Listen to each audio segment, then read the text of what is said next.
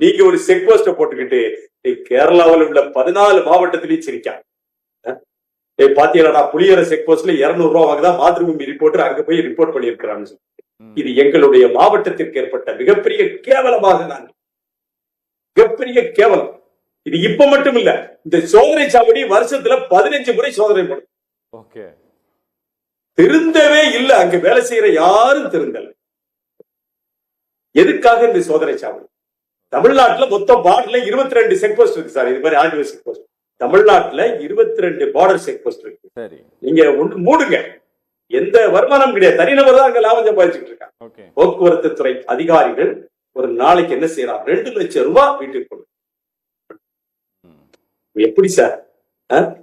ஒரு 200 ரூபாய் கூலிக்கு வேலை செஞ்சுக்கிட்டு இருக்காங்க. அதே புளியரையில விவசாய கூலி 200 ரூபாயில இருந்து 250 ரூபாய்க்கு 6 மணி வேலைக்கு போய்கிட்டு இருக்கு. காலையில 6 மணிக்கு ஆரம்பிச்சு சாயங்காலம் 3 மணி வரைக்கும் காட்டுல வயக்காட்டுல வேலை செஞ்சு அரும்பாடு விட்டு 300 ரூபாய்க்கு கொண்டு வரக்கூடிய ஊர்ல ஒரு அதிகாரி அவன் படித்து விட்டான் என்பதற்காகவே 2 லட்சம் ரூபாய் கொண்டு போறது, இது என்ன மாதிரியான ஜனநாயகம்? எனக்கு